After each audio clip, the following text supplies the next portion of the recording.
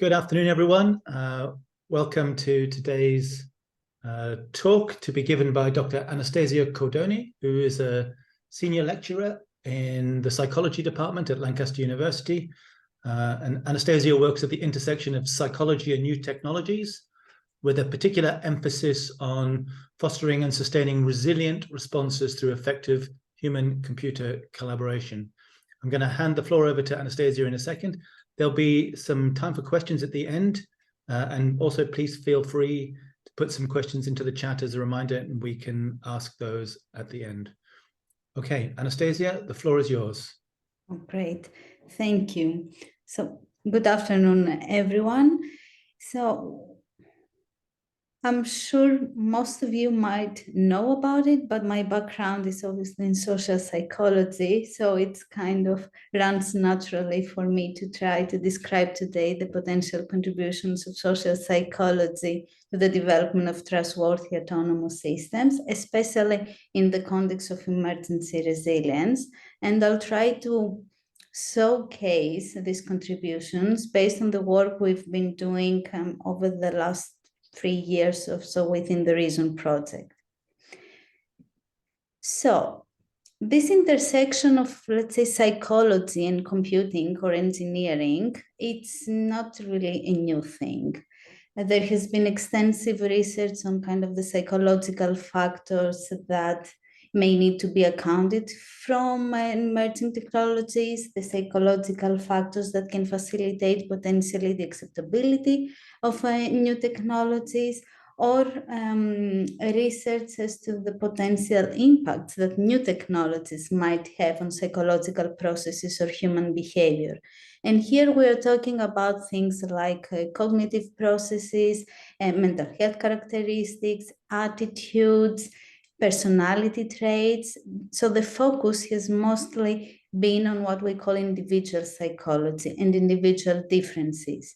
So what I'll try to do today is shift attention towards what we call group psychology, especially group processes, group behaviors, how they occur, why they matter, and how they can potentially support the development of new emerging technologies.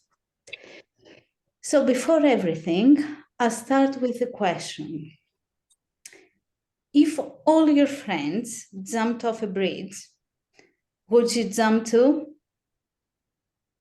And I know this tends to be a very cliche question. We might have all heard it at some point in our lives, or it might be advised based on this question, especially in parental settings, but this also tends to be a key psychological question. And this is because in some cases, with the right group of friends, let's say, we might be quite happy to take a dive into the water during the summertime, right? This is a way for me to say that how we behave, how we are as individuals tends to be quite different from how we are as members of a group. So we tend to be a different person as part of a group and a different person in different groups. And here with groups, we can think about a family, we can think a group of friends going into the water, like here, we can think about business clusters, football kind of fun clubs. These are all different kinds of groups, and each one of us, we can be a member of even all of them.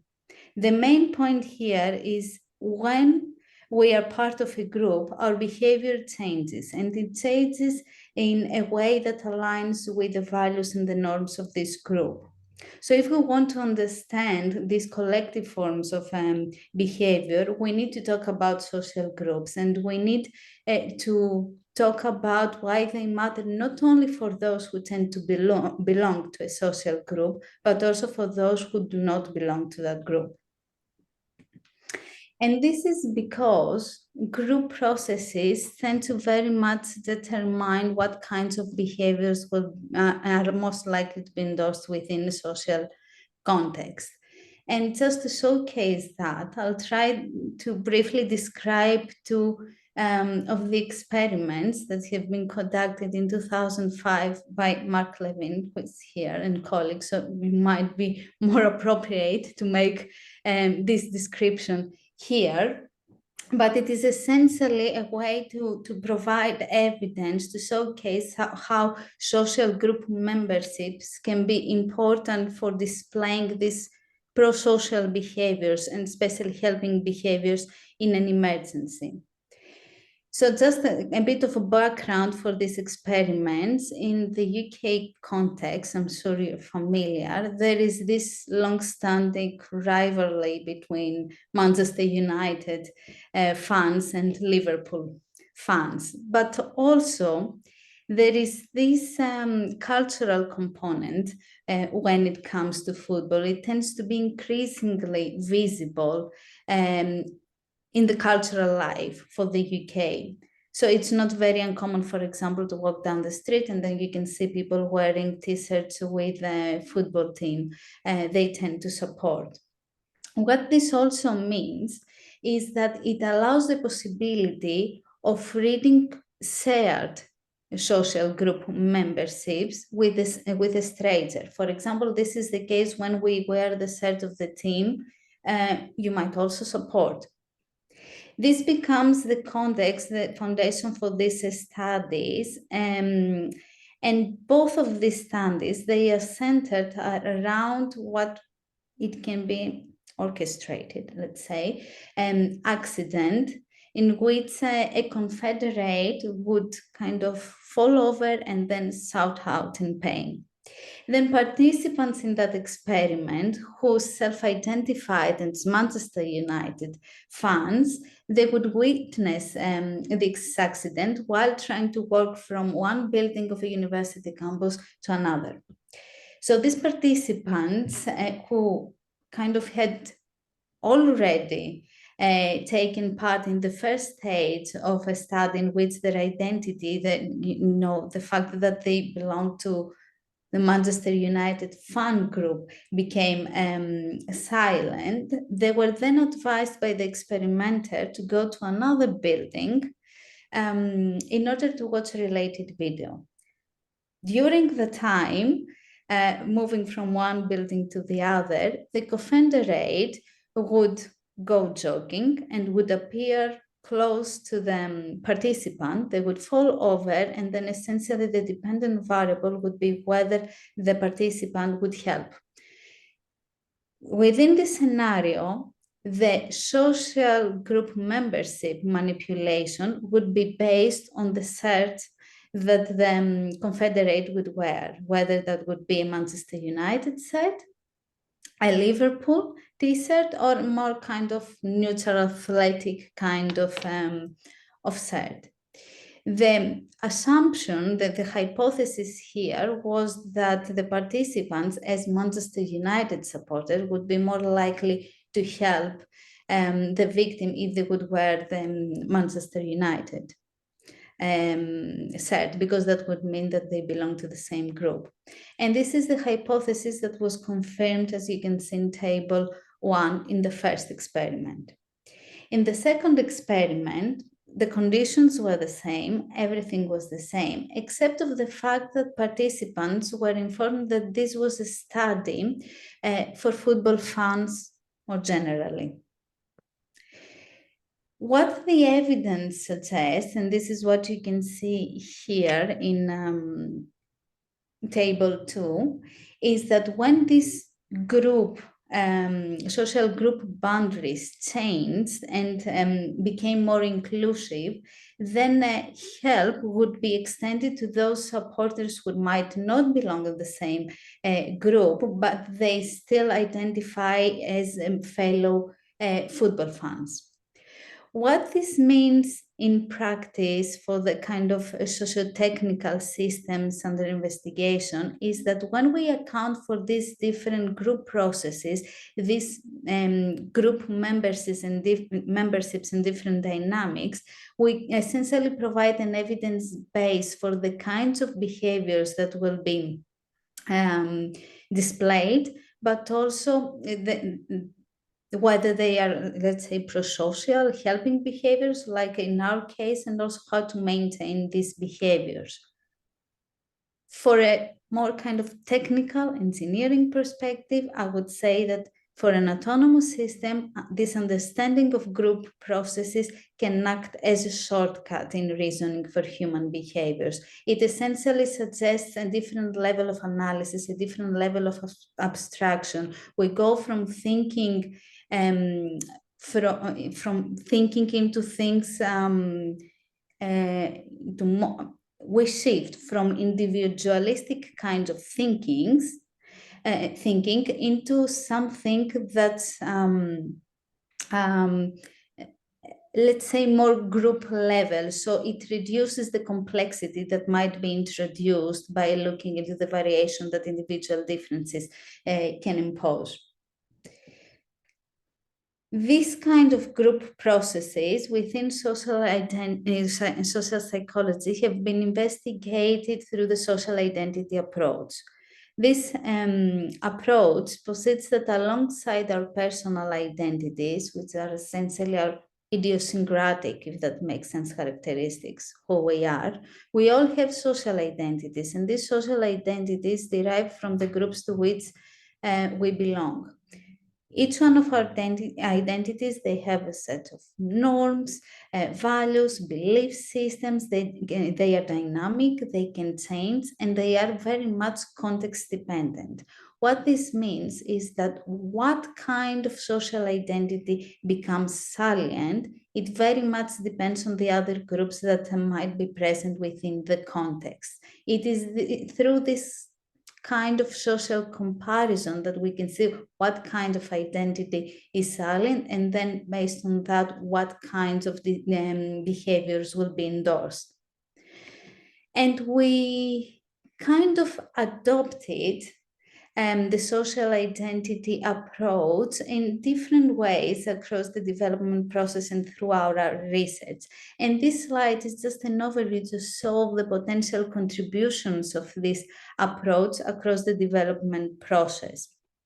So the social identity approach can help at the very initial stages when we set up the goals and purposes of an autonomous systems. And this is because it can help with identifying the groups that are involved within the sociotechnical system, the kinds of behaviors they might exhibit in relation to this, to their identity. We might also be able to identify misconceptions or things that we would consider happening within a specific context, but in reality might be different, might be of different behaviors, and also identify the different kinds of needs of these groups.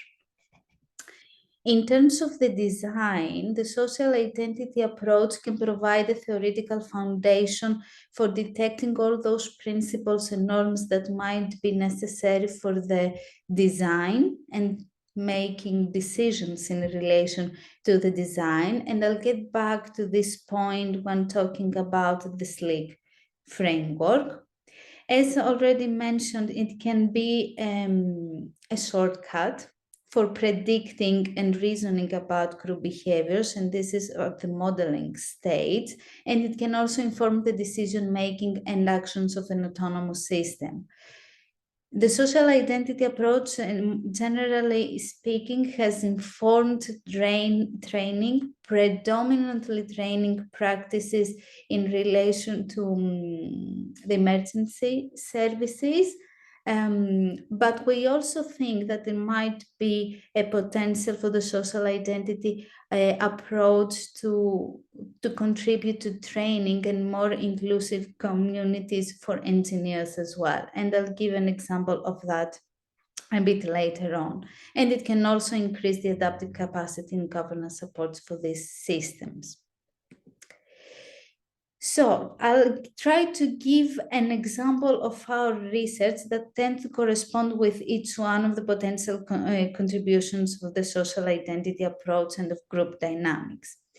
If we look and predominantly that would be within the emergency context. So if we think about autonomous systems in emergency context, we can easily understand that the overarching principle, the main goal, would be to save as many lives as possible and do it as fast as possible, essentially. So we also know that emergency situations, especially major incidents, tend to be very complex sociotechnical systems. They usually involve different kinds of autonomous systems, different groups of people. You have first responders, you have the survivors or zero responders, you might have victims, and if we want to overcomplicate this system, we can think about third parties as well. The main thing is that autonomous systems need to be able to communicate with first respondents in order to coordinate activities, but also to report their state during the response time. And they also need to communicate with other actors in the field. Similarly, first respondents need to be able to communicate with autonomous systems, with other first response teams, but also with survivors. So as you can see here, these interactions are ongoing and they can be very complex. What we know from the social identity approach is that during these emergencies, and because of the experience of the emergency, survivors tend to develop a sense of common fate. This sense of common fate tends to favor the emergence of what we call a shared identity among survivors. Acting upon this shared identity, survivors tend to help each other, they provide support to each other, they expect to be supported, but also they cooperate towards common goals. So what we were thinking in relation to that is that if an autonomous system can account for this shared identity, can account for group dynamics, then this can potentially facilitate cooperation between both human and non-human agents. And by doing so, we can essentially expect a contribution towards saving more lives and making it as fast as possible. So how do we go to design for such a system? One way to do that is to embed social identity principles within the tools that we use in order to consider and think about the design process. And this is something we've done with the SLIC framework. The SLIC framework is a principle-based framework that looks into the social, legal, empathic, ethical, and cultural principles and considerations for the design and development of autonomous systems, in our case, in emergencies. To develop this decision from evidence, essentially, framework, we followed with the process that you can see on the right-hand side of the slide. So it's a synthesis of different kinds of methodologies, different kinds of considerations coming together to shape the framework. The social identity approach became the foundation for the analytical approach we followed for most of this empirical work. So whether we're talking about the analysis of policy reports, engagement activities, but also in our empirical research. And I'll give you an example. During this process for the development of the SLIC framework, we interviewed emergency service personnel, especially people from the drone units of the police, fire service, and ambulance. So we're talking about blue light services. And we used what we call a critical decision protocol, a quite standardized protocol that essentially asks the interviewee to narrate, to present an emergency operation in which they participated and in which, in our case, would include the use of drones. And then based on this experience, we would elaborate upon the different kinds of drone capacities, the human drone dynamics, and also different kinds of dynamics between different groups of people. Then this interaction and this investigation founded on the social identity approach would lead to the extraction of slick considerations and also their implications for resilience. So through this analysis, we were able first to identify what kinds of social identities can be salient within these emergency settings. And as you can see here, we have an indication obviously from the identity of an incident commander as well as that of a first respondent. And when it comes to drone operators, we start with a minimal unit that would be the operational pair. So within emergency settings, it is highly unlikely that a drone operator would go alone. They would usually work in pairs, and that would be a level of analysis here. We've also have a very salient social identity of being a drone operator, and also a higher level identity of being a first responder. When we say kind of inclusive and broader first responder identity here, imagine something like, we're all first responders and we aim to save lives. So a more inclusive, a more higher level identity there. Then using this, if you like, identification, we were able to extract the main slick considerations and principles associated with each one of the identities. And if we start with the personal identity here, we have a bit of a variation as expected. We have different kinds of considerations. The focus is very much on individual feelings, individual competencies, fatigue, personal uncertainties. When we move into social identities, then the principles and considerations change a bit. Here we're talking more about technical aspects, about data, as well as kind of coordination activities between groups. And then when we move into the more inclusive, more higher level social identity of being first responders, then we can see a more unified pattern here where safety is a core component. And it is about the safety of the first response team and also the safety of the public. Through this process, through this mapping, if you like, exercise based on social identity dynamics, we were also able to identify potential disruptive points or miscommunications, if we like. And one example would be that of data protection and data sharing. So when personal identity was the prevalent identity in our data, then data sharing would be a no-go. When a commander's identity became salient, then we started seeing some room for negotiation, if you like. So still no, but if it's necessary, let's think about access, so a bit of space there.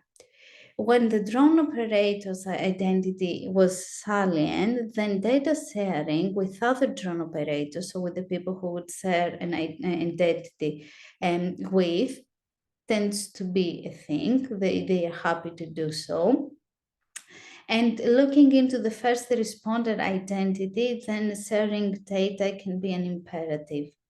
The main point for us here into looking into these different identities is that based on that, we can see what kinds of decisions can be made. And if we want to think about prioritization, this might be achieved, for example, in thinking about what kinds of identities are salient and then potentially making informed decisions based on that.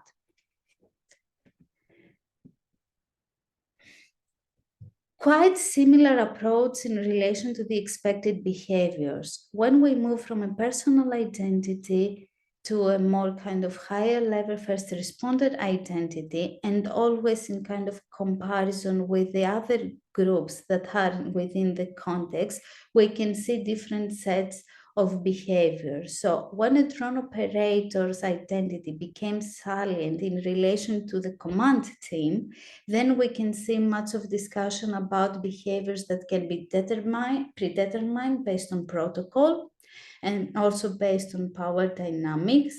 But while we're moving forwards, first respondent identity, when the overarching goal would be that of safety, and especially in relation to the public as the outgroup, then we tend to see more kind of pro-social and more cooperative behaviors to unfold.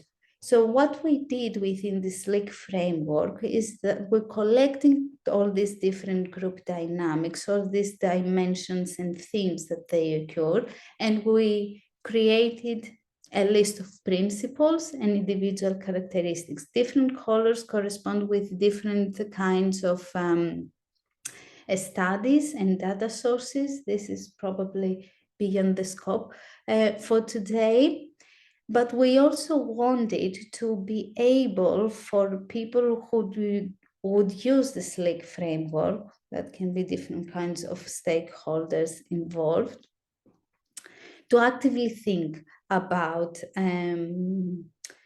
group dynamics. And in order to do that, if you look at the first column on the left-hand side of the SLIC framework, our starting point here would be to include considerations for these specific principles identified in relation to an individual, on a group level, but also on a sociotechnical level. And the way the sociotechnical level has been described here is based on the different kinds of relationships between the groups. And then these discussions will guide how we think about risks, impacts, and benefits during the design process, and then how we can translate that into more specific functionalities and capabilities for the system. Now, okay, social identity can be something that can support tools for design, but is it something that an autonomous system can actually learn and leverage in order to achieve its goals? The main challenge for this, for us, was the fact that social identity is a psychological concept. It cannot always be observed directly. It's not tangible, and that has been the main challenge. So in order to somehow build models that could be potentially understood by autonomous systems, we needed to find a way to infer social identity. And luckily for us, there is initial research suggesting that in emergency contexts, a shared identity can be inferred by, for example, how close people are during an evacuation, how they walk and how fast they walk. But we also know from psychological research that one way that social identity can be expressed is through language. And this is the main feature that we've used for the follow-up research. So we created a social inference model using language. We collected data from online videos where survivors would kind of describe their experiences from real life emergencies. And we would extract those expressions that would represent their interactions with fellow survivors. Then we would label whether these expressions are indicative or not of a shared identity based on the criteria we have from the social identity approach. That would be an expression of we versus I. That would be expressions that show social bonding and empowerment between survivors. And I can give you an example of this phrase, things like, we are going to see a lot of really bad things today, but we are going to be all right. This sense of empowerment was one of the criteria that we use in our labeling process. We used 126 of these expressions for training and validation purposes, and then 54 for testing. We fine-tuned a pre-trained transformer model using a BERT checkpoint, and as you can see, the model showed quite good accuracy in kind of distinguishing between those expressions that tend to be indicative of a shared identity or not. But then we wanted to use this model in a way for a kind of autonomous system and architecture can understand. And this is where the idea concept comes in place. This is an identity adaptive architecture. Let's imagine a scenario where we have an autonomous system that would encounter a survivor next to an injured individual. So what would happen there is that the autonomous system could listen to what survivor would say. Then what the survivor would say would fit into this pre-trained model, and based on that, we would be able to calculate the probability of the expressions of the survivor being indicative of a shared identity or not. Then this would feed into game theoretic models in which the best strategy for the autonomous system would be driven based on these game theoretic models. So based on the identity probability, the autonomous system would either ask the survivor to help the injured individual if it was assessed to be to be able to act upon a shared identity, or would ask the help of the first responders in the case that the identity probability would showcase so. We compared this adaptive architecture with two non-adaptive architectures, in which case, in the first case, the non-adaptive architecture, regardless of identity estimation, would always ask first responders for help. In the second non-adaptive architecture, regardless of identity estimation, the autonomous system, the agent would always ask survivors to help. As you can see, the adaptive architecture tends to outperform the non-adaptive ones, which essentially provides evidence, initial evidence that social dynamics, identity dynamics can play a role towards more effective emergency response. Here, the scores correspond with the expected successful evacuations. In a kind of a similar vein, but in following a different approach, we then wanted to examine this idea architecture in a simulation context. And this is based on the impact simulation. The impact simulation embeds different kinds of identity dynamics already based on evidence from real life emergencies. So we integrated our idea architecture within this simulation that would account for age, gender, and cultural cluster as kind of identity markers. As you can see in the diagrams on the right-hand side, integrating this identity adaptive architecture improves the evacuation by increasing the number of successful evacuations and also minimizing the time in which this may happen.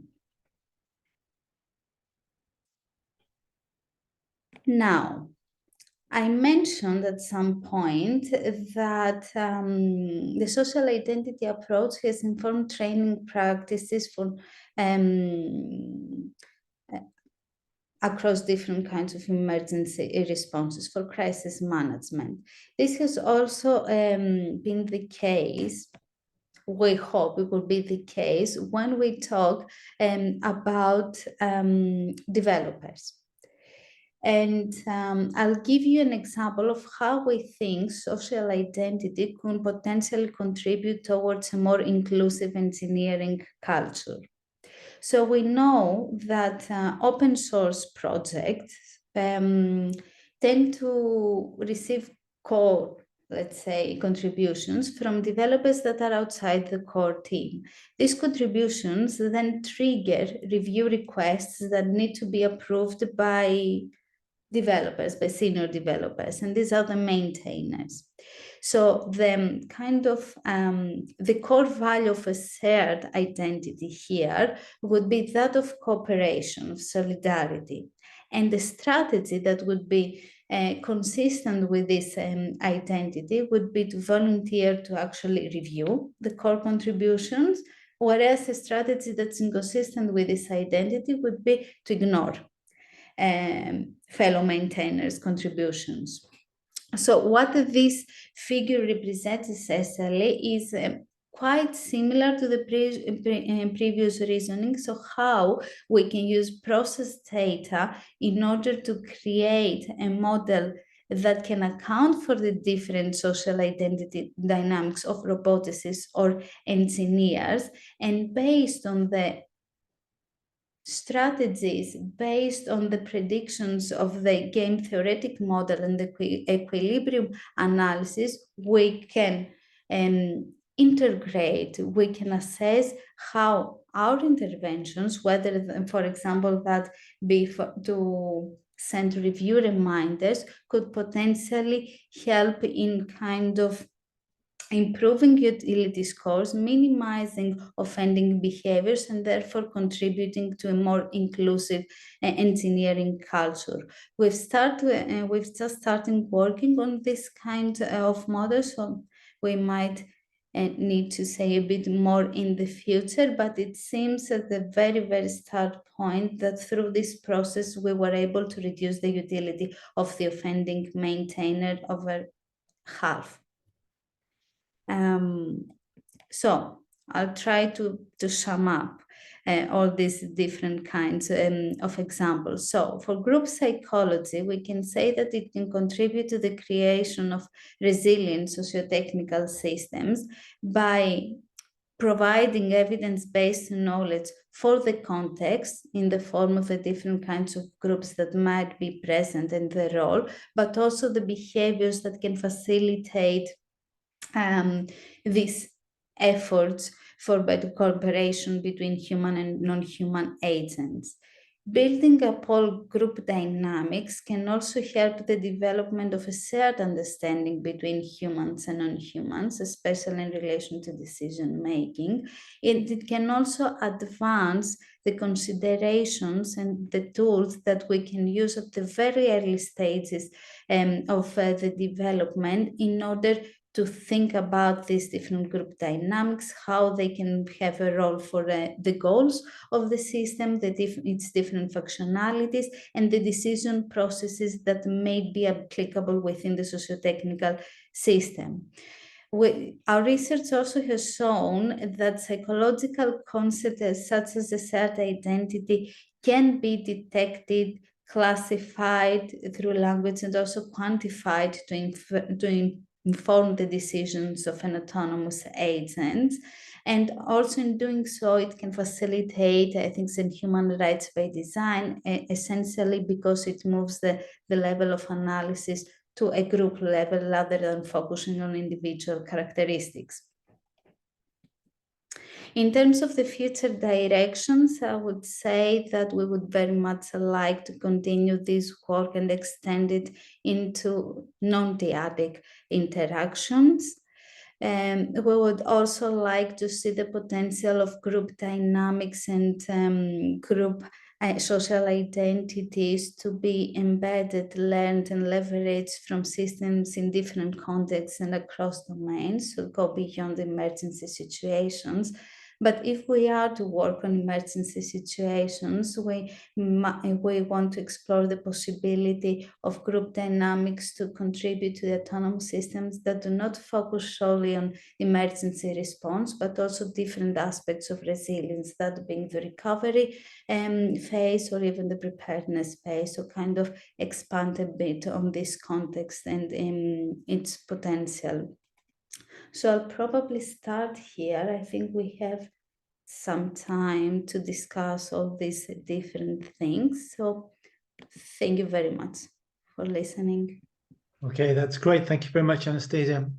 Yeah, we could do a little virtual round of applause. Very nice. That was a very nice, wide-ranging introduction of the ways in which we've been thinking about social identity for a range of reason-related questions. I guess it's now time to throw the floor open to questions. If you'd like to raise your hand or just chip in, please feel free. And there's also an opportunity to put a question in the chat, which I'm currently monitoring. If anyone has any questions to ask, time is now.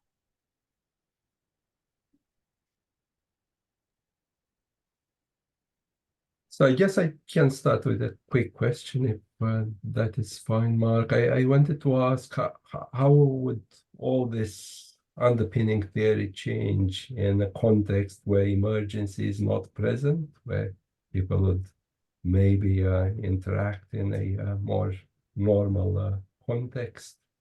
Or would the same principles apply?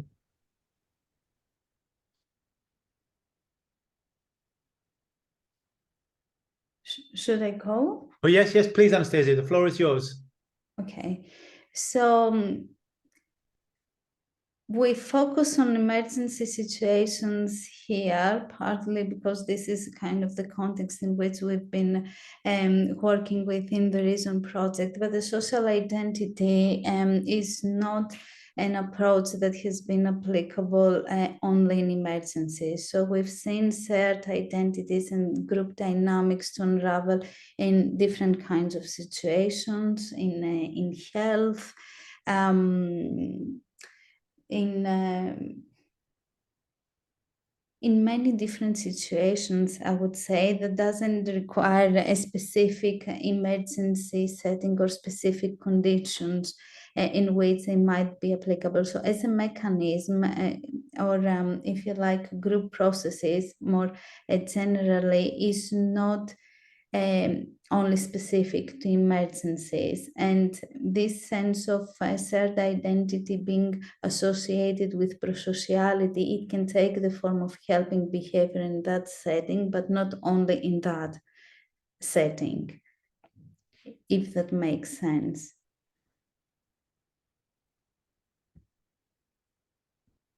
Yeah, thank you. And Thank you anybody very much. else have a question?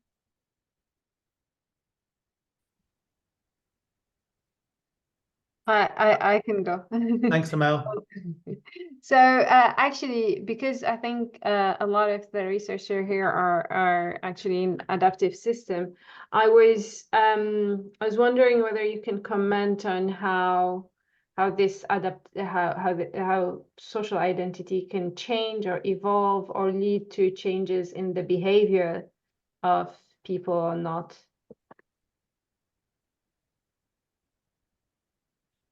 Sorry, I'm sorry, it broke for a while. Can you repeat the question? Yes, yeah. So I think a lot of the participants here kind of are involved in the adaptive system community.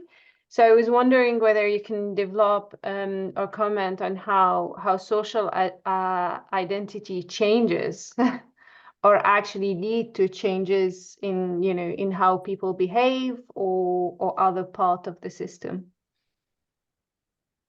So essentially, the social identities are dynamic and they can change throughout an emergency.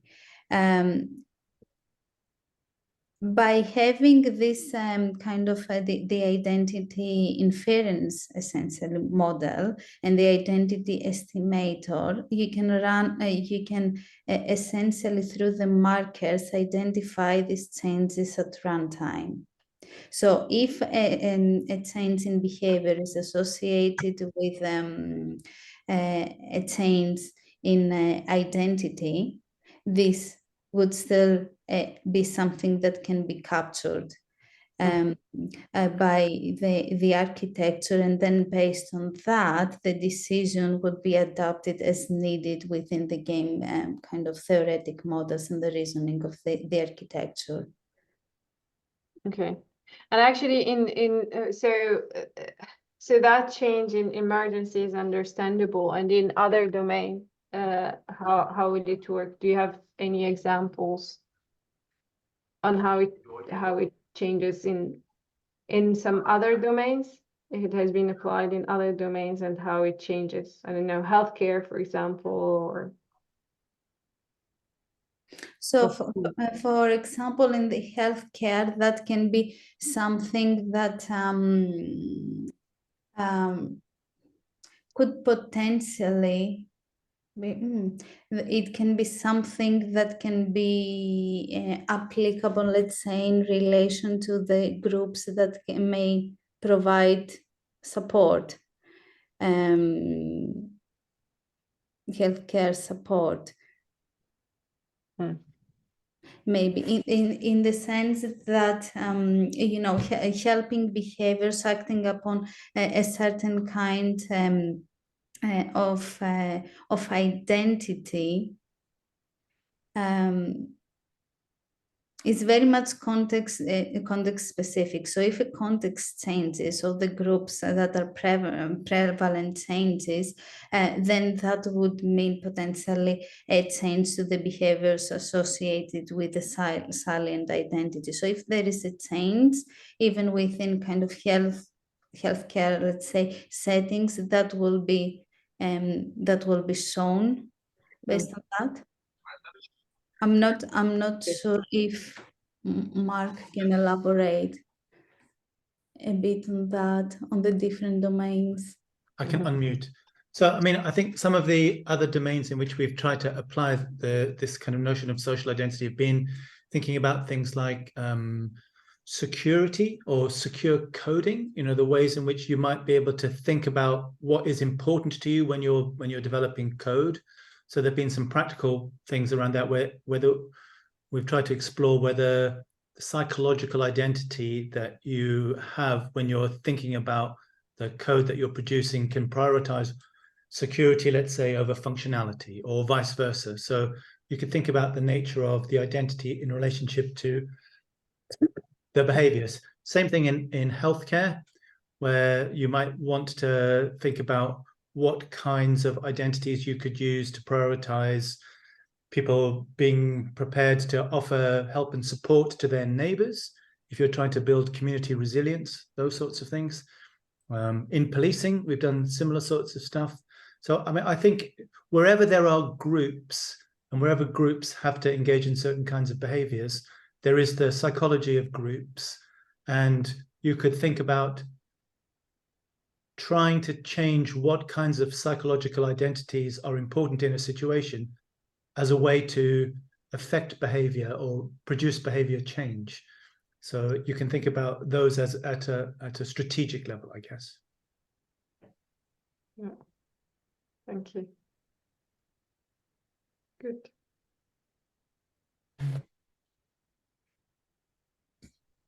Are there any other questions?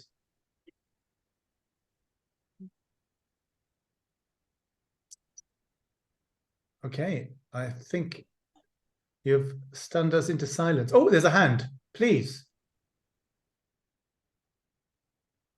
Hi. Hello.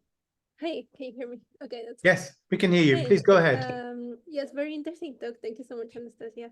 There's a lot of work put into here. I wonder if the types of rules that you're using are resembling some swarming algorithms. So these types of algorithms are very simple rules, but they guide the overall behavior of multiple simple robots. So I wonder if this can also be applied in that type of scenarios. Well, that's one question. I don't know if you have looked into that. And the second one is, what types of measures are you gathering to check if these systems or collective systems actually resemble reality. Like, for instance, in the simulation, when you have multiple humans moving around, how do you know if this portrays the reality and how humans move? So thank you for the question. So I'll start with the second one because in the first one you broke a bit, so I might need you to repeat it. But in terms of the simulation,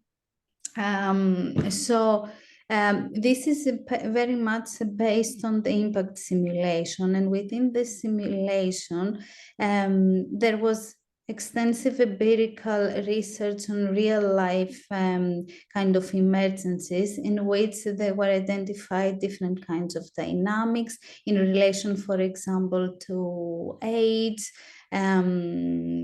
gender, social identity dynamics in relation to kind of cultural characteristics. So what happened with the impact simulation is that they created a simulated environment that would use this previous evidence of the social identity approach, and they would integrate this into the simulation. So how this little people would work around, and the different kinds of colors and relationships would correspond with this kind of evidence base that we have from previous research in emergency situations. And that was pretty much a simulation that was there. It was active and it was open access, so we could work upon, and then we added the identity adaptive architecture within this existing simulated environment, if you like.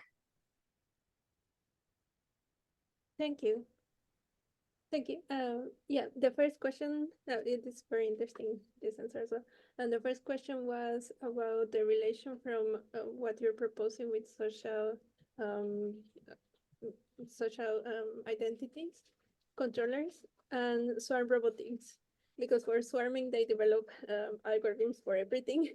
They do it for wolf algorithms and pheromone algorithms, and swarming for fission algorithms. So maybe another interesting algorithm would come from social identity. Yes, I completely agree with you. And when in kind of the future directions and the vision, if you like, I was talking about non-dyadic interactions that would not include, that would still include, swarming and how this group identity. So we have different kinds of questions in relation to that. One would be how autonomous system, whether they can and how they tend to share identity, and how does this look like? That would be one interesting question. And then based on that, we can play out how this can be potentially the implications of it, if you like, for swarming. But yeah, I agree with you that that would be an interesting venue to be explored. Thank you so much, Anastasia. Thanks. That's super interesting suggestion. Are there any other questions, comments, observations?